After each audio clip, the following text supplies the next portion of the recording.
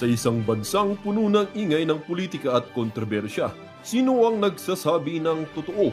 Sino ang nasa panig ng bayan? Welcome to Bayang Pinas, ang news channel na hindi takot maglatag ng katotohanan.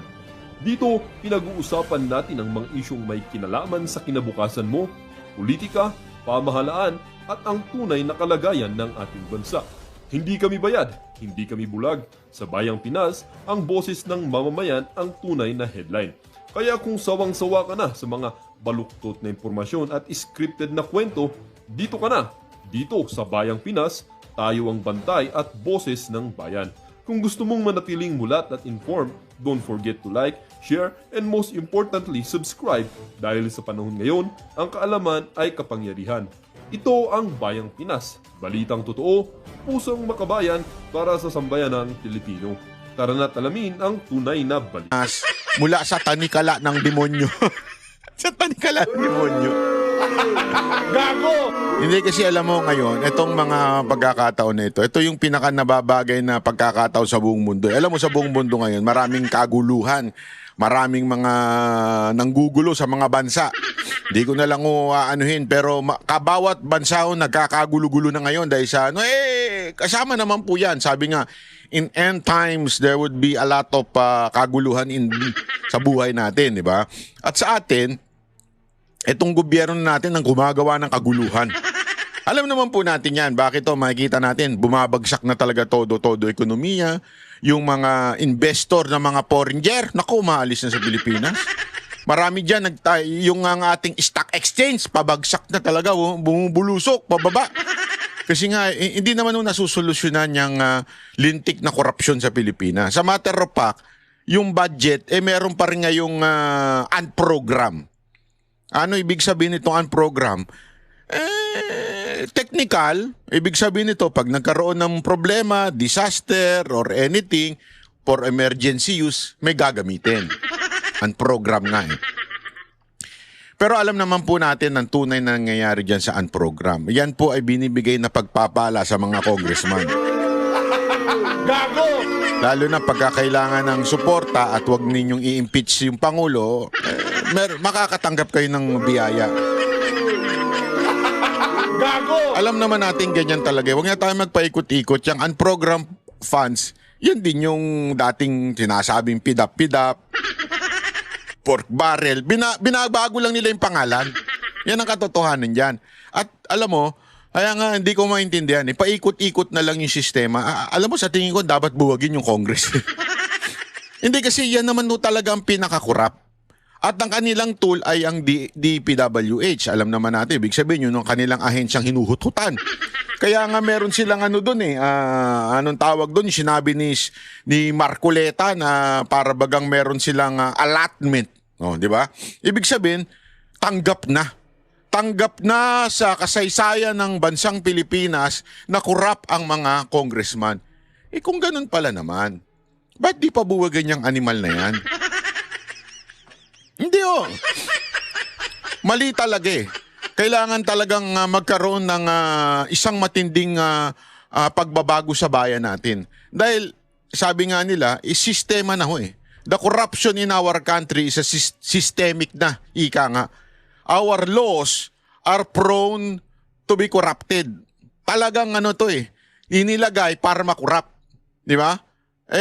Mismong nasa batas natin ang korupsyon, kaya nga meron tayong tinatawag na laging ipinaglalaban ng ating kapatid na si Attorney Jimmy Bondoc yung resibo baga na walang resibo talaga, di ba? Yun yung sinasabi niya noon pa na ano man tawag sa resibo, nakalimutan ko na yung exact term doon pero yun yung verification par something like that. Alam nyo na yun. Diba? Ibig sabihin lang po mga kababayan, talagang yung ating sistema ay sistema na para magkaroon ng korupsyon. Pero alam nyo, may matinding pangyayari. Bakit? Kasi may balita. Ano yung balita na yun? Wag na lang ako magsabi. Kasi ayoko namang sa akin manggaling Kasi wala naman pong nagsabi sa akin. Ibabalita na lang natin sa pamamagitan ng sinabi ho ni Secretary spokes ng bayan na si Attorney Harry Roque meron kasi siyang sinasabi na magkakaroon daw ng isang matinding rally. Nako, sa EDSA. Sa November, naku po, patay tayo dyan. November 16 and 17, bakit 2 araw? Parang, ito ba yung EDSA na magbabago na ng kasaysayan ng bansang Pilipinas? Ewan ko, pakinggan nyo na lang. Ay, magandang araw po sa inyong lahat, ha? Ay, magandang araw din, sir. Medyo malamig na po dito sa Netherlands, no? Mga 10 na at talaga naman pong pa-winter na, no? Tapos na po yung autumn, ang mga dahon sa mga puno ay nalalagas na. Tapos na yung mga makulay na kulay ng mga dahon at ngayon po talaga nakakalbo na sila. At nararamdaman ko na ang lamig sa hangin dito. Ang sakit nyo naman makasalita. Ano nakakalbo? Gago! Kasi pag yung nakakalbo, parang ang sakit makasalita eh. Parang tinatamaan ako doon. Dahil ganun pa man, bukas ngayon ang aking bintana kasi marami akong mga leftovers na pagkain na parang refrigerator naman ang sala ko. Dahil maliit lang ang refrigerator, iniiwan ko sa labas yung mga pagkain dito sa sala, binubuksan ko bintana. Meron namang pintuan kasi ang aking sala at pa pwedeng maging refrigerator itong aking sala. No? Congratulations nga pala dun sa aking mabuting kaibigan, si Tina Legarda, nakakuha ng Michelin star yung kanyang restaurant na Kumba dyan sa BF Homes. Congratulations sa mga nakakuha niyang Michelin na yan. Okay? Hoy, eto alam niyo ba, bakit tinawag na Michelin yan? Para lang sa natin, kaalaman natin. Yung Michelin kasi, gulong yan eh. Ano kinaugnayan yan sa pagkain? Totoo, gulong yan. Kaya nga tingnan mo yung nila, yung kanilang mascot, gulong. Yeah? Yung may hawak-hawak, basta gulong yan.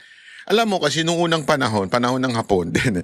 Nung unang panahon, yung Michelin, naglabas sila ng ng parabagang mga listahan ng mga hotels, ng mga restaurant na ini-encourage nilang mag-travel ang tao. Para dahil nga sa gulong yung kanilang kumpanya eh. Para paggamit mo daw yung kanilang gulong ay tuloy-tuloy na maganda ang iyong pagtatravel. Tapos eventually, yung nilalabas nilang listahan, ang pumatok doon, accidentally, ang pumatok doon yung mga restaurant.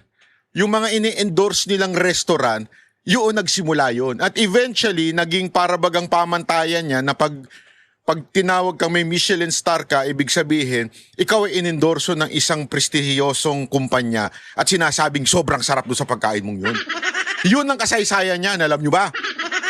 It was an hindi naman accident, pero it was not the main purpose of that endorsement kasi gulong nga sila, di ba? Gulong company. Alam mo, sa buhay, may mga ganun. Aksidenteng nangyayari sa buhay natin that would eventually akala natin ito'y magiging kahirapan. Ito'y magiging sumpa. Ganun eh. Pero if you would only trust the process, sa ika nga, doon ka dadaan. Doon pa dadaanin ang buhay mo at eventually magbabago. As a matter of fact, marami ang nagbago ang buhay noong panahon ng pandemya. Maraming negosyante ang nagbago ang buhay noong pandemya. Lugmok yung kanilang mga negosyo bago magpandemya. Pero dahil sa tulak ng pandemya, dahil tumigil ang lahat, nag-online, and eventually pumutok. As a matter of fact, marami nga nagtatanong, kailan ka ba nagsimula mag-vlog ng sayo? Kasi alam naman ng lahat noon, ako po'y staff po ni Mocha, at yun po ako, nagbablog po ako dun sa Mocha Uson Vlog. Wala po akong sarili. It only happened during the pandemic. Kasi nga, wala magawa. So, video-video ako mag-isa, walang nanonood. Doon nagsimula yung pagbablog ko. It changed my life. Okay? Ganon din sa atin. Marami sa ating buhay na magbabago dahil nga sa ito'y mga pangyayari. Anong ibig ko lang sabihin? I'm just encouraging you, mga banateros. Yung mga sa tingin natin hindi magandang nangyayari, maaaring magbago ang buhay natin. If one, you would trust the process. Second, if you would trust the Lord that He would direct your path. Diba sabi nga, ang tao ang nagpaplano, pero Diyos ang nagpapatupad at nag-aayos nito. So, yun lang. Gusto ko sabihin. Eastern or Mediterranean cuisine. Di pa ako nakakakain dyan kasi binuksan niya, wala na ako sa Pilipinas. No? Pero it must be good dahil matakin nyo. nakakuha siya kaagad ng isang Michelin star, no? At karangalan talaga yan dahil konti-kaunti naman po talaga ang mga restaurants na mayroong Michelin star dyan sa Pilipinas. So maybe one of these days, baka maimbitahan natin si Chef Tina, no? Para sa isang talakayan ng Sir, pwede po ba, since wala naman kayo dito, pag inimbitahan kayo, ako na lang pupunta. Ako na lang magbablog. Wala naman kayo dito eh. Hindi nyo ma-enjoy yun. Ako na lang mag-enjoy. Kita natin kung ano ang kanyang sikreto at nakakuha siya ng Michelin star kaagad. No? Congratulations, Tina. So pag-usapan po natin, nakakuha na tayo ng konfirmasyon sa Facebook na galing kay John Lee na isang iglesia member na meron na po talagang nakatasang rally sa EDSA ang Iglesia ni Cristo. Nako. Kung maalala nyo, yung huling nag-rally ang Iglesia ni Cristo sa Luneta, napuno nila ang Luneta. 1.4 million ang nag-attend. So, at sigurado ako na itong panawagan nila na 2 araw na pagrarally, mapupuno nila ang EDSA. Kasi ang EDSA, mas madali naman mapuno yan. Bagamat yan po ay mahaba, makitid po, no? Hindi gaya ng Luneta na malawak. Ang tanong na marami, ito na ba inaantay natin para matapos na ang administrasyon ni Marcos Jr. At talaga naman pong dapat matapos na. Ha? Doon sa mga nag-iisip pa kung dapat bang mawala na ang Marcos administration, maawa na po kayo sa Pilipinas. Umabot na po ng 60 ang palitan sa piso. Ibig sabihin, wala na pong kumpiyansa ang kahit sino sa piso. Bakit po? Kasi nga po lumalabas na napakahina na ng ating ekonomiya dahil nga po sa 2 bagay, no? Sa korupsyon na lantaran at pangalawa, dun sa masamang pangrelasyon na panlabas ng Pilipinas na talagang inaaway ng Marcos administration, ang pinakamalaki at pinaka-importanting trading partner ng buong daigdig ngayon, ang bansang China. Yan po ay ating pinagbabayaran na ngayon. At ang resulta po ng mas mahinang peso ay lahat po ng inaangkat natin para sa pang-araw-araw nating pangangailangan. Pangunahin na dyan ay gasolina, ay lalo pa pong tataas ang presyo dahil nawawalan po ng balor ang piso, mas maraming piso ngayon ang kinakailangan para bayaran yung ating gastos, lalong-lalo na sa gasolina. No? At siyempre, lahat naman po kapag tumaas ang presyo ng gasolina ay tataas. Kasama na po dyan ang presyo ng pagkain dahil lahat naman po ng pagkain meron talagang kalagap for transportation. No? Now, bukod pa po dyan, all-time low na po ang ating stock market. We have the worst performing stock market in Una-una, pag-usapan natin yung peso. Maraming factor ang pagtaas ng piso. At atin nga ho itong pinag-aralan. Alam nyo, isa sa sabi nga nila, global ang dahilan. Kasi sinasabi nyo, hindi, global naman yan. Yes, tama naman din kayo. It is globally, kung tumataas ang ekonomiya ng Amerika, talaga naman din tataas ang value ng dollar nila.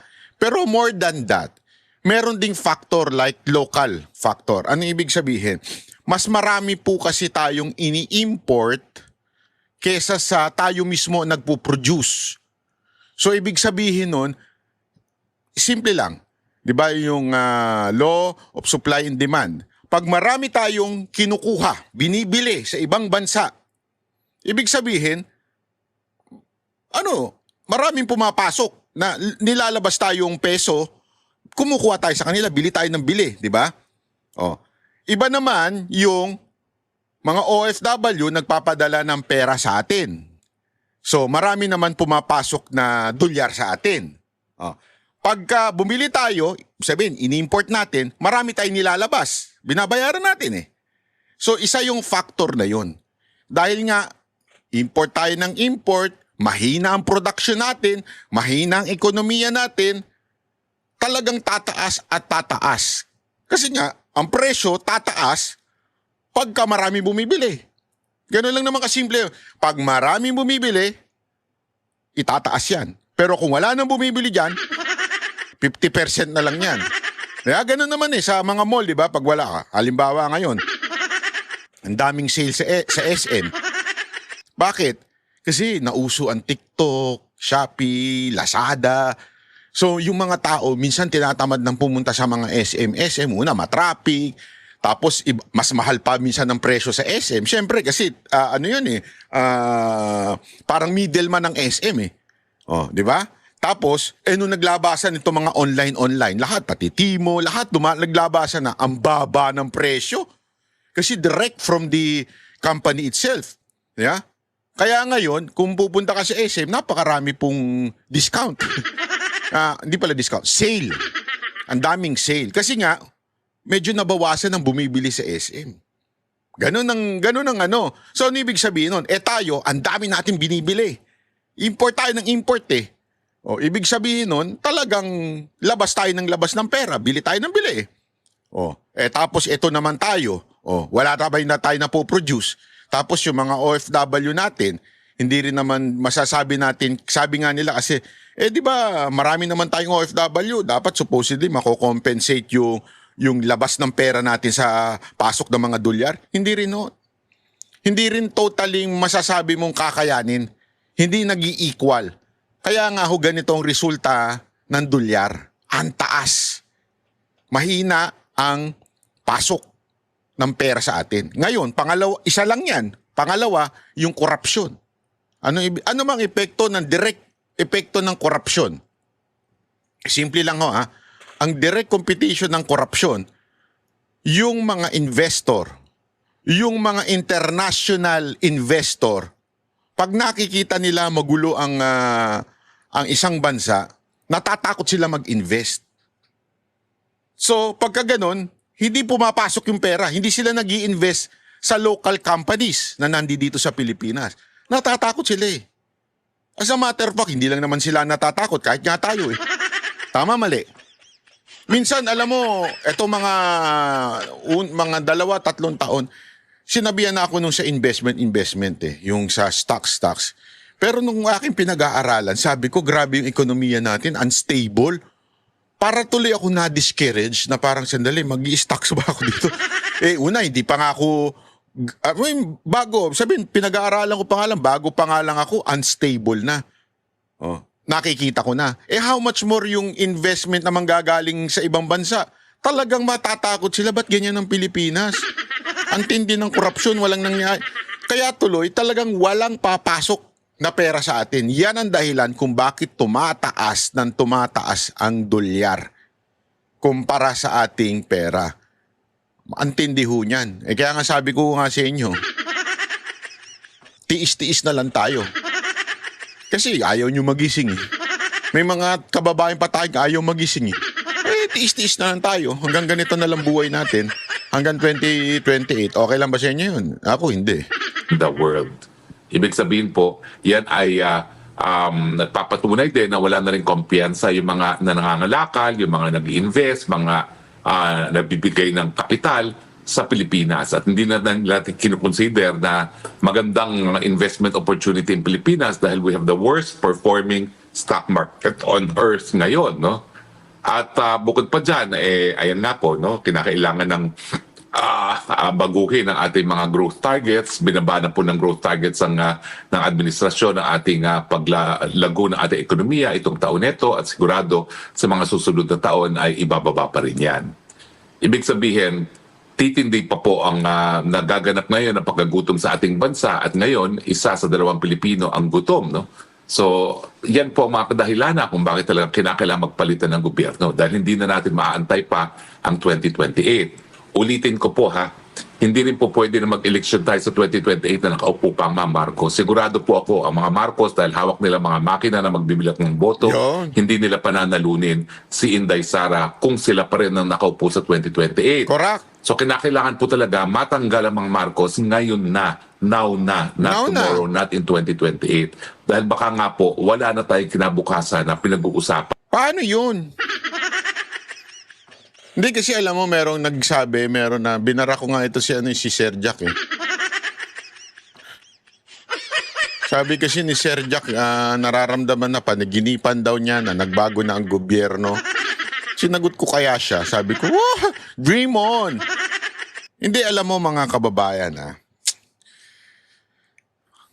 ayoko man sabihin to pero yung supposed ding inaasahan natin na para tumulong sa pagbabago ng ating bayan.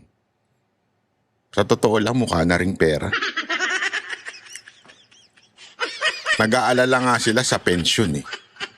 Di ba? Nag-aalala sila. Sorry to say, masakit to. Pero alam mo naman si Banat Bay, real talk to eh. Takot din sila eh. Wala ring bayag eh. Yun lang masasabi ko. Sana magkabayag sila. Yun lang ha. Hindi ako nag-ano ha. Pero kasi ito kasi yun eh. Ito masakit eh. Alam nila na meron talagang problema sa gobyerno natin ngayon. Alam nila. Pero takot. Walang handang maging General Luna. Laban kung laban, patay kung patay. Walang ganun. Walang bayani ngayon. Bayag ni wala. Meron. Bayag ni meron pala. Di ba? Wala nang hinirap eh. Kasi nga, umaasa sila sa pera. Kaya nga, ang ganda talaga ng sinabi, panalo talaga yung General Luna na pelikula eh. Bayan o negosyo, di ba? O sarili, bayan ba yun o sarili? Basta ganun. Kasi talagang, for you to be able to see changes, someone has to sacrifice. Pero parang wala. Yun lang. Sa akin ha, para lang. Hindi ko kayo dinidiscourage, pero para sa akin, kung aasa tayo sa tao, walang mangyayari. Yun lang. I'm telling you this. This is the truth. Reality. Kung aasa tayo sa tao, wala talaga mangyayari. Lahat kontrolado nila ng pera. Ang laki ng pera eh. Hindi kayang gumalaw ng mga taong dapat gumalaw dahil sa pera. Pero ngunit dapat subalit, that's not the end of all. Yan ang sasabihin ko. Bakit? Nandyan ang ating lumikha sa atin. Yan ang nakakaalam ng lahat ng bagay. Kung tatagal pa ng 2 pang taon itong Marcos na hindi talaga alam ko anong gagawin para mamuno sa ating bayan.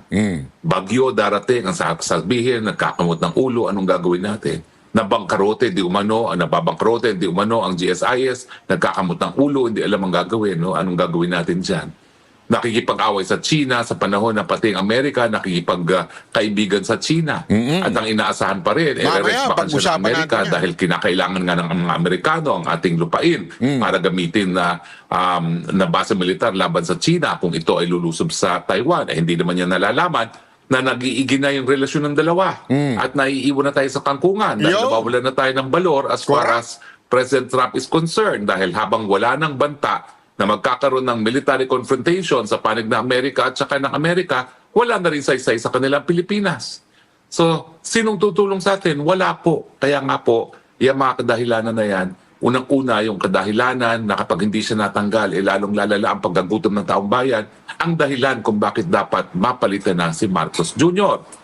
Ang tanong, ito bang rally ng iglesia sapat na beto para tanggalin si Marcos Jr.? Ayan. Well, unang-una po ang panawagan po laban sa korupsyon, yan po ay magkakaroon ng pinakamalaking rally sa Atlanta. Hindi ko po alam kung mapapantayan ng ating mga kababayan yung rally ng iglesia na tinawag para sa November 16 and 17. Siguro ako talaga just to be hindi ako sure dito sa November 16 and 17. I really don't have any information about this. Ako, nagbabase lang tayo sa sinasabi ni Spokes kung meron ba talaga. But I don't think magsasalita naman po yan ng wala siyang nakuhang impormasyon. Sa tingin ko, meron talagang mangyayari sa November 16 and 17. Isang malaking pagtitipon. Sana talaga matupad. A peaceful and lawful rally on the 16 and 17. And I don't think na iglesia lang ang pupunta. Maaring sila ang manguna, pero marami pong pupunta na hindi lang po iglesia. Kayanin naman po yan. Kung 1.4 yung nag-attend ng huling INC rally, siguro naman kayang-kaya ng ating mga kababayan ngayon na mag-organize ng 2 hanggang 3 milyong mga rallyista sa iba't ibang lugar ng Metro Manila at Pilipinas, no?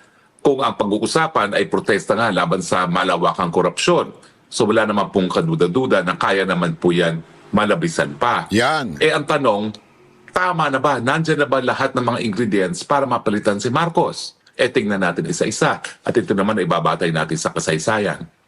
Yung galit ng taong bayan, tingin ko, mas matindi pa ngayon ang galit ng taong bayan sa korupsyon kesa nung panahon na sinuka si Marcos Senior, no? Kasi nung Marcos Senior, limitado ang nalalaman ng taong bayan.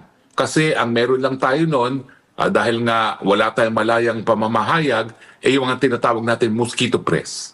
Pero ngayon, lantad na ang korupsyon, kung gano'ng katindi ito dahil nga sa internet, no?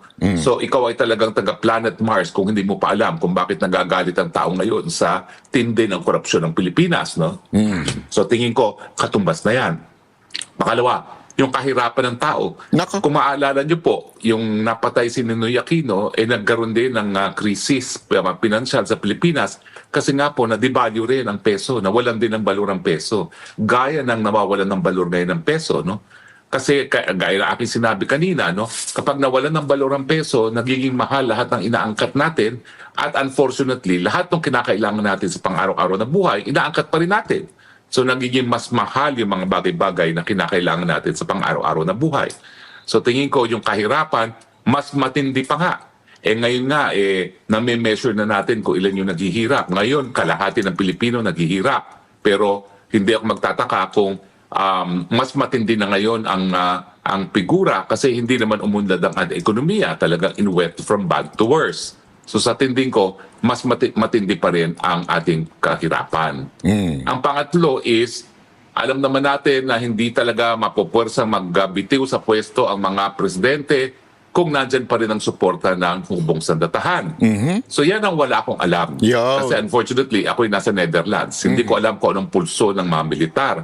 Pero mga militar naman, kabahagian ng lipunan ng Pilipinas. Kung nararamdaman ng ordinaryong pamilya ang hirap ng buhay, I'm sure nararamdaman din yan ng ating mga kasundaluhan. Bagamat ngayon kasi nga, Ang tanong,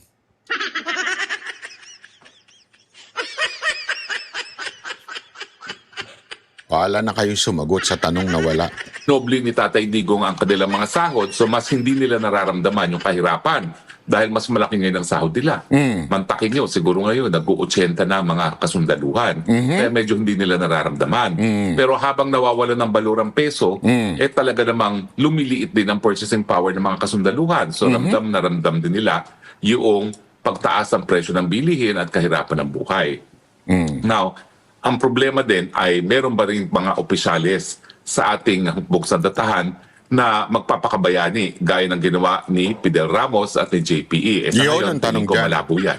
Dahil ang Browner at ang Gibot Teodoro talaga naman pong walang pinapakitang kabayanihan sa ngayon. No? Ang kanilang pinapakita ay yung walang batid na suporta dito sa administrasyon ng palpak. Nako. Ay itong ang si Gibot Teodoro doon sa ASEAN Summit nagmalaki pa na hindi raw niya kinausap ang kanyang counterpart na Minister of National Defense ng China dahil masasama daw ang ginagawa ng China. Hello? Lahat ng tao gusto nga makipagkaibigan na sa China, lalong-lalo na si Marcos Jr. na nagpumilit pa na kamayan si President Xi na labag sa protocol. Alam mo, ito yung problema. Tama siya dito eh. Iyan, lipat tayo dyan bago tayo sa isa pang matinding usapin ha. Iyan ang matindi kasi ngayon. Yung issue patungkol ho dito kay PBBM at saka dito kay Xi Jinping. Ayan o. Itsura ni Xi Jinping dyan o. Di maipinta. Oo. Una kasi, ang problema kasi dito, yung tinatawag na protocol. Dapat po, hindi ho basta-basta lumalapit. May protocol, hindi ko alam kung may alam ito si Marcos. Ba't ganyan? Nagulat yung Xi Jinping dyan. You know why? Kasi, una-una, aside from may protocol, di ba, bago ka lumapit, kailangan yan eh. Alam niya yan, sigurado, presidente siya. Ewan ko dyan, ba't ganyan yan? Siguro kulang sa hindi ho siya binigyan ng pagkakataon, so binigla na lang niya. Aside from may protocol, napaka-importante na bawat maghaharap ang bansa, merong interpreter. Hindi pwedeng basta-basta kalalapit na walang interpreter. Kaya nataranta yung isang lalaki doon. Di ko alam kung interpreter yun pero nataranta siya, bigla siya lumapit na rin. So ano ibig sabihin nito? Di ba? Yung sa video na yan, na bigla lumapit siya, tapos lumapit din yung interpreter. Ano ibig sabihin? It was not planned. In other words, ang pangit. Hindi kasi planado, bigla ka na lang lumapit, ibig sabihin, you're not invited, na para kumamay, pero pinilit mo yung sarili mo. Kasi kung hindi ka naman ding gunggong, pagkatapos mong tirahin, nung isang araw, bigla ka lalapit ngayon. Alam mo, hindi ko maintindihan. Nagtatanong lang ako this is a serious question. Bipolar ba ito si Marcos? Hindi ko minamalit yung bipolar pero parang iba-iba yung personality niya. Hindi ko magets. Iba-iba talaga yung personality niya. Yung magagalit-galitan siya, kesyo babanatan niya yung China, tas kinabukasan ipagpipilitan niya yung sarili niya doon. Ano bang problema mo? Kaya ka tuloy hindi nabigyan na zero tariff Ang gulo mong kausap. Hindi, ito, may papakita ako sa inyo. Panoorin nyo itong news na ito I got bothered po nung nabasa ko po ang inyong interview sa mga pahayagan na sabi niyo po the Philippines was left out in the cold. Dito po sa nakaraan pong ASEAN meeting sa APEC po dahil po ang mga kapitbahay po natin, ang Malaysia, Thailand at Cambodia, may nakuha silang mga 0% tariff. Habang ang Pilipinas, parang hindi pa yata sigurado kung nasa 19% po ba? Ano na ho bang estado? Kayo na po mag-explain why you made this comment po that we were left out in the cold. Alam mo, Mickey, itong bagong binigyan ng Amerika sa itong tatlong bansa, last week lang ito. Nasa Malaysia ako, I attended the ASEAN Business Advisory Council meeting. Okay. So, nandun kami, kaya parang nabigla rin kami, ba't meron sila? Wala tayo. Diba? Yes. Kasi alam din natin na yung ASEAN meeting, nandun si President BBM. Yes. So, of course naman, palagay ko, sabi ko, malamang meron siyang one-to-one meeting with the President Trump. Diba? Pero sa tingin ko, busy si President Trump, saka busy rin si BBM. Kaya yung nabalita namin na meron daw one-to-one, hindi natuloy. Okay? And then lumabas ang... Sir, palusot na lang nila yun. Palusot na lang nila yun. Alam nyo yan bilang mga businessmen. Di ba? Alam nyo naman yan Pagka it would produce something good, you will really make a way na para ma-meet yung tao na yun, magkaroon ng meeting. As a businessman, alam niyo yan, sir. Di ba? Pagka, ako kasi ganun ako Sa dami ng ginagawa ko sa buhay, pina-priority ko. Kung ano lang magkakaroon ako ng magandang resulta sa pag-uusap na ito, doon lang tayo makikipag-usap. Kung wala naman, magulong kausap ito.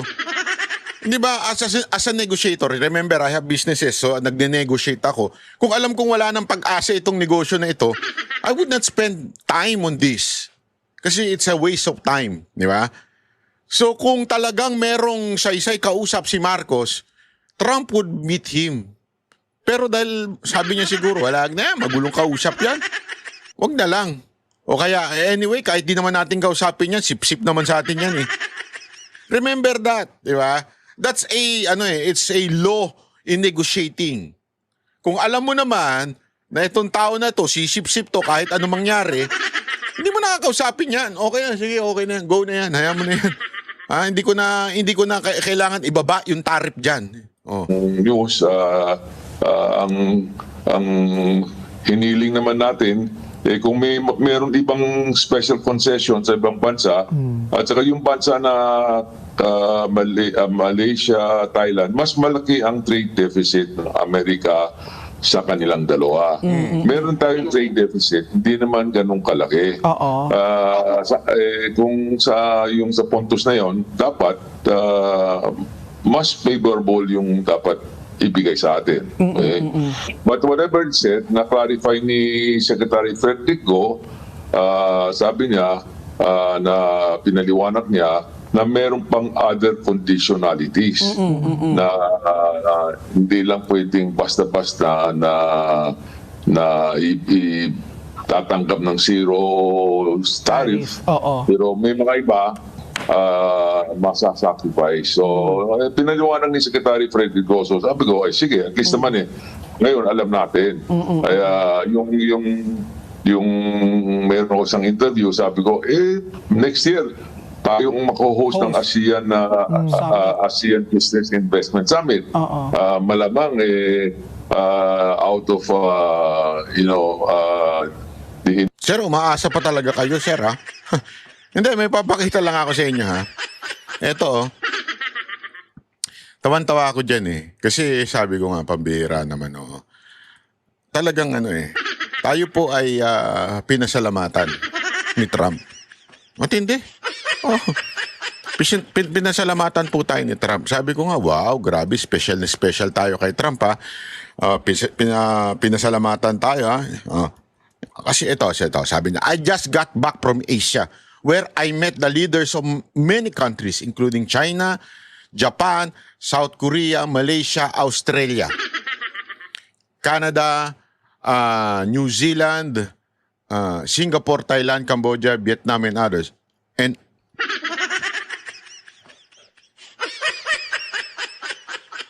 ulit niya. Sandali, medyo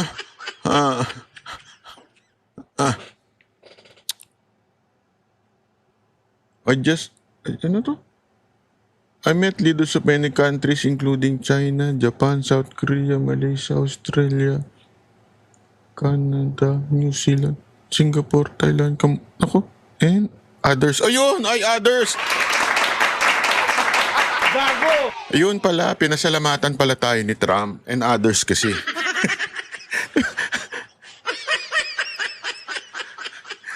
Di ba? Sabi ko naman sa inyo, ganyan tayo kahalaga kay Donald Trump. Ha? Hindi, ako, ang akin lang naman,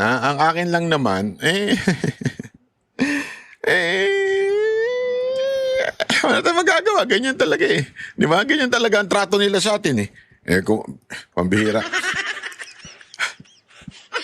Kawawa naman tayo, no? Hindi na nga ginagalang itong presidente natin ng mga Pilipino, hindi pa ginagalang sa ibang bansa, di ba? Gago! Ay nako. Anyway, wala ganyan talaga ang ano sa atin Kasi naman po, alam mo kung bakit. Ha? Kasi naman din, etong ating, panoorin nyo na lang. Kayo na lang magsalita kung ano sa tingin ninyo ito. Una, pumunta ang... Ay, hindi. Sorry. Hindi yan. Sorry, hindi yan. Wala. Hindi ko pala. Tato. Hindi, kasi alam mo, ang problema, ito kasing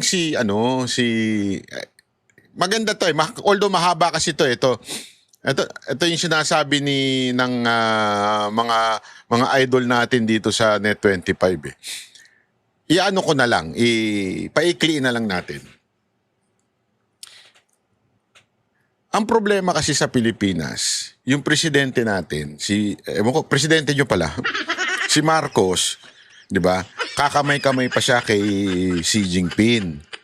Makikipag-usap pa siya, kesyo ganyan-ganyan, gusto niya ng maayos. As a matter of fact, meron pang ang balita na binalita nitong mga idol natin sa Net25 na sinasabi nila parang inimbitahan pa daw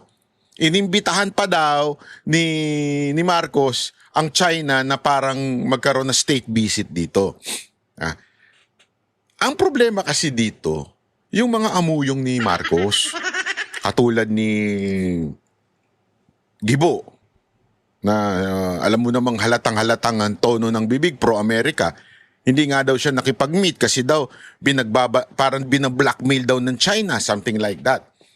Etong si kay Tariela, alam mo, ang dami niyong nagre-representa sa Pilipinas.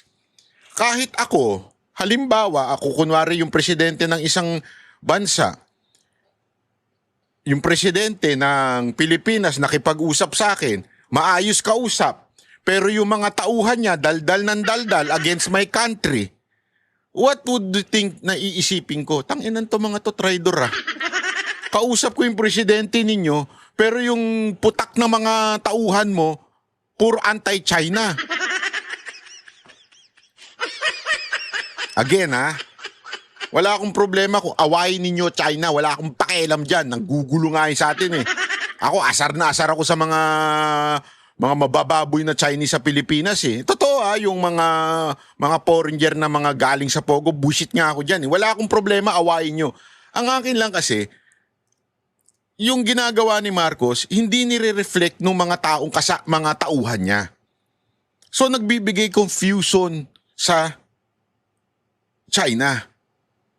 Kung saan yung mga katulad ni Gibo, katulad ni Tariela, instead na pumutak, tumahimik na lang and let the president do the talking.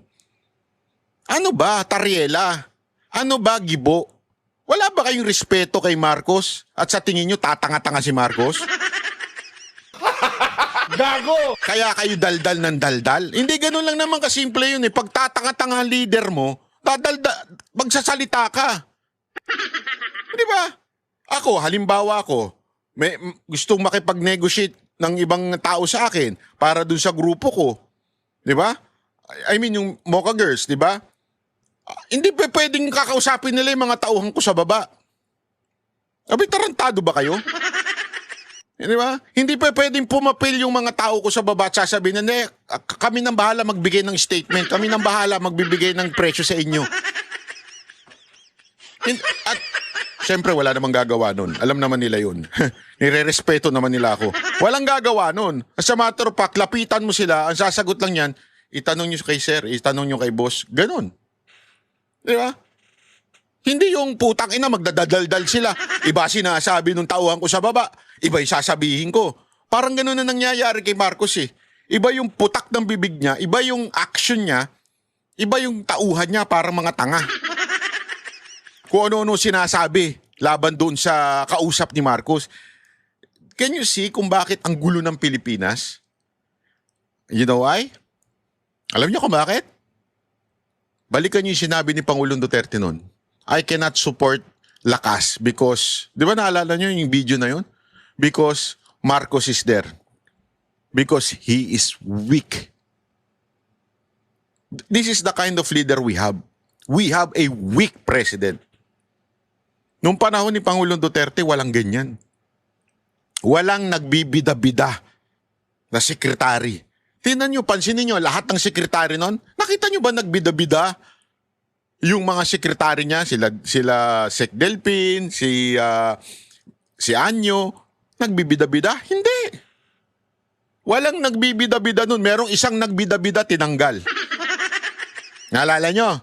Yung isang USEC ng PACC. Nagbida-bida. Kung ano-ano sinabi sa social media, kesyo, basta may sinabi siya about Leni Robredo. Anong ginawa ni Duterte? Tinanggal niya. Tangina mo, hindi ka pwede magsalita. Huwag ka magbida-bida. Ako lang presidente dito, ako may control nito. Ngayon, lahat nagbibida-bida. From the two Remulias, di ba? Si Gibo, sino pa? Si Tariela, hindi ko alam kung ano posisyon. Nasa ilalim naman, daldal pa rin ang daldal. Hindi dapat ganun eh. You are secretary. You do not give direction. The president is the one giving direction.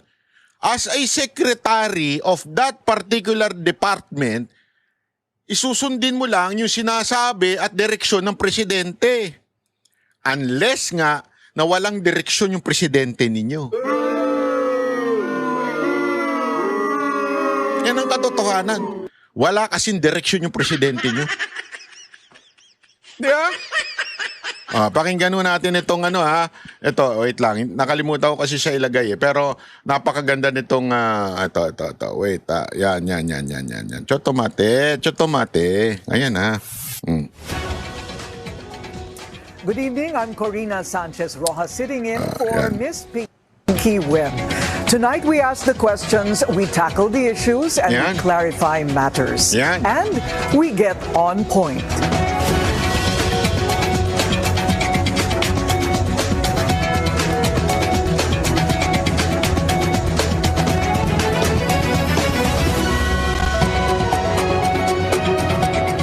The Senate Blue Ribbon Committee is set to resume its probe into the flood control scandal next week. Among those expected to be invited, former Marine and Senator Rodante Marcoleta's surprise witness, Orly Gutesa, whose whereabouts and credibility are in question.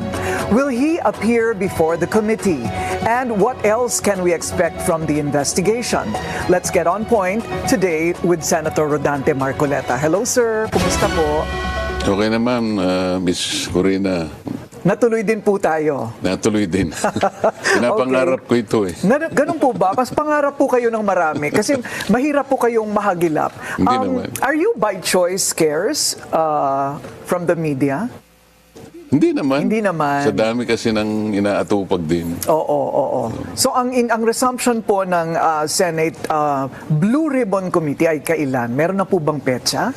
Nakikita ko lang sa social media, parang November 14. November 14. Yes. Blue Ribbon Committee na po yon. Yes. Okay. Ano po ang reaksyon po ninyo sa pagbabalik ni Senador Ping Lacson bilang head ng Committee on the Blue Ribbon Committee? Kung gusto niyang bumalik, wala namang makakapigil sa kanya. Nagtaka nga ako kung bakit siya nag-resign. Tatanungin ko rin po sana kayo, bakit nga ba siya nag-resign? Marami pong haka-haka kung bakit. Mas maganda kasi kung siya sasagot nun eh. Hindi ko naman kaya sagot. Ako sasagot. Gusto nyo? Kinuwento ko na dito. May mga naimbierna sa kanya. Dahil pambihira, sabihin ba naman niya, halos lahat ng senador may insertion. Gago! Kaya nga tinanggal kayo eh. At saka si Chis Escudero, kaya kayo tinanggal, sir. Para sana wag na magtuloy-tuloy ang issue na yan. Iiwas kay Romualdez yung issue. Kaya lang, anong ginawa ni Lacson? Tinuro niya yung mga kasamahan niya. Hindi, may lahat naman ng senador, may insertion. Kaya marami na imbierna sa mga kasama niya. May 5 na imbierna di umano. At gusto nang kumala sa kanya at ibalik na kayo.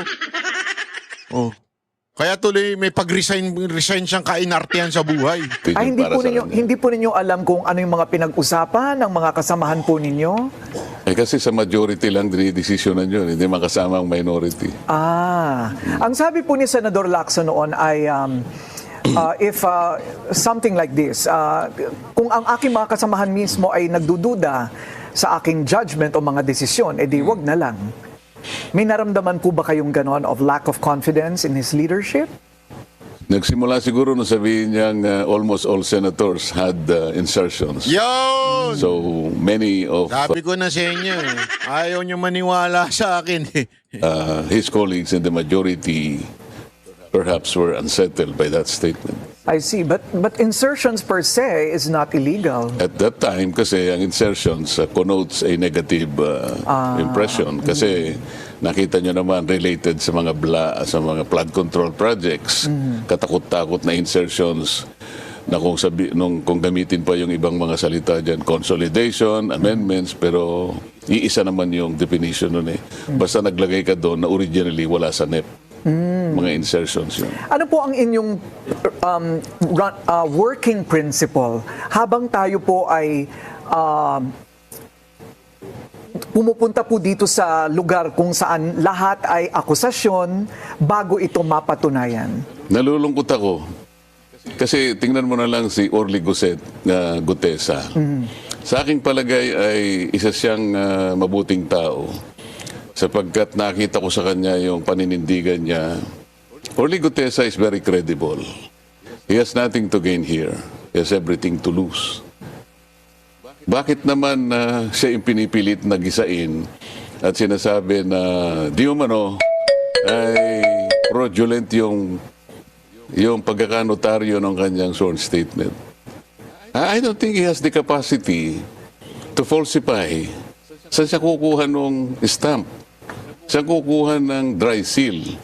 Paano niya may hiram yung notarial register para makita niya kung ano yung number na ilalagay sa document, anong page number, anong book number? All these are foreign to an ordinary individual na maaaring hindi niya alam kung ano yung notary public. At wala pa akong nakitang nagpanotaryo sa buong buhay ko na binalikan niya yung kung sino man yung namamahala doon sa notarial office na yon. At siniguro niya, ma'am, sir, pasensya na po, gusto ko lang makasiguro kung kayo nga po ang pumirma nito. Walang ganun eh. Notary public services in this country has become a cottage industry. Lalong-lalo na sa mga areas na may mga city hall, mga municipal hall. Hindi mo makikita yung yung abogado. Wala naman nagpapakita eh. And chances are, yung notaryo na yon, hindi nga niya pirma yon because naglalagay lang sila ng associate doon, staff, secretary kaya, para siya ang pumirma. Para sa kanya. Para sa abogado. It has become a lucrative business. Nakagawian na nga po talaga yan. I mean, from my own experience. Nakita ko yung abogada passed the bar in 2021. So 4 years pa lang siyang abogado. Pero kung titingnan mo, judging from the number of books, yung notarial registers, nasa book 8 na siya. So talagang ano nila yung pagnonotaryo? Yan siguro, baka hindi nagtatrial yon, baka wala sa korte, pero yung talagang pangunahing kinabubuhay nila yung pagnonotaryo. Yun po ang inyong hinala. Okay, ano naman po kaya ang magiging motibo ni Ginoong Gutesa? Either way, ipeke o kaya yung magsabi ng totoo? Bakit niya na naising ipeke pa? Nagmamadali siya. Kasi nung makita ko siya, alam mo yung pagpapanotaryo, wala naman sa isip niya rin siguro yun eh. Para sa akin lang yun. It's an added assurance sa akin. Totoo yan nasasabi to. Kumbaga, siguro maski ikaw siguro isipin mo rin. Sige nga, kung talagang buo ang loob mo. Kasi mabigat naman yung accusation niya. Talagang, he is connecting the dots between Saldico and Martin Romualdez. And nobody did. Siya lang. So para sa akin lang yun. I want to satisfy myself that this guy is a true person. So sabi ko, may time ka pa naman. Sabi ko pa kay Mike, pakitulungan nyo na lang. Nagmamadali ako, babalik ako sa Senate. Kasi dahabulin ko yung aking 3 o'clock Former session. Senator Mike Defensor. Congressman. Congressman, yes. Yeah. So umalis na ako. Then bago ko umalis pala, sabi ko, okay, kung buo ang loob mo, Orly, bukas ang hearing. At sana before 9 o'clock, nakapasok ka na sa Senate. Which he did. I think Senator Ping even monitored the CCTV na-interview siya somewhere.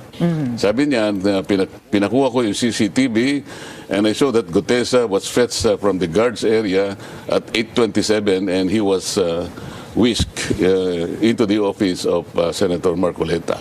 Pagkatapos noon, after 30 minutes yata to about 1 hour, sabi niya, dinala siya sa lugar na kung saan yung mga maghihiring.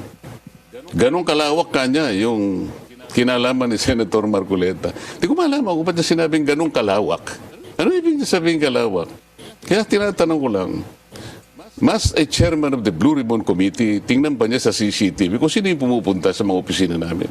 Can I also do the same to him? Like, I want to see on a daily basis who are the people, who are the personages coming to his office. Baka hindi rin niya na mabutihin. So you took offense? I took offense because I don't think this is the job of a senator. Much less kung ano yung rapport niya sa kapwa niya, senator. So, meaning you took it to mean that he may be suspecting that this was all your orchestration. Parang ganun. Parang ganun. Hindi ba siya magkasya na pumunta na lang yung tao? Why would he look into the CCTV? Well, at that time, you were the Blue Ribbon Committee chairman. He was already. He was already. Hindi, out na ako. So, palagay po ninyo Hindi lamang yun eh. May nagsabi pa sa akin na tinignan din nila yung CCTV doon sa Seascape. Isang Chinese resto na nandun yung Golden China. Kasi sinabi ko, before I presented Gutesa, kinuwento ko yung antecedents. So sabi ko, tinagpo ko siya para malaman ko talaga, nagmamadali ako. So tinignan nila siguro yung time frame. Parang tumama yata yung time frame dahil hindi man ako talaga nagtagal. So mukhang hindi nila ipipresent yung Seascape. Because napansin nila, tama na, nagpunta siya tapos bumalik din. Okay, just to summarize so far, ito pong nangyari sa pagnonotaryo ay teknikalidad at gawain na talaga. That I can confirm because from my own experience, It's a common nangyayari po practice. talaga. Yes, it is a practice. And parang walang basihan ang sinasabi nila na kayo po ang nagpakana ng buo at nag-choreograph ng buong Gutesa episode. Hindi lamang iyon, dapat mag-umpisa doon sa anong motivation. Ikaw na rin ang nagsabi, anong motivation naman ni Gutesa? Nagmamadali, mag-iimbento siya ng estampad ng notarial details ng abogada. Nanghiram siya ng dry seal. Pagkatapos nanghiram siya ng notarial register para makuha niya pati yung estampad ng lugar yung Manila. Gaganunin mo ganyan para bakit niya gagawin yun? Pinakamadali para sa kanya magbayad lang siya kung magkano yung sisingilin sa kanya, kung 200, kung 300, up to 500 pesos. I think that's the better and easier way to do this. Why would Gutesa chose to do this in a different way? What about money? Sasabihin ng ibang tao, baka nakatanggap ng mana from heaven. Sino magbibigay? Mas marami ba akong may bibigay kesa bibigyan ng mga taong binanggit niya doon sa kanyang affidavit? Mali-maleta. Not necessarily from you, Senator. Maaaring magaling sa iba. At, Maaari siguro pinag-iisipan nila baka nanggaling sa ano na lang ang may bibigay ng isang Rodante Marcoleta. Kung kukumpara doon sa mga taong binanggit niya na mali-maleta na halos 3 araw sa isang linggo ang sinasabi niyang delivery. So palagay po ninyo, kayo po'y abogado rin, ano?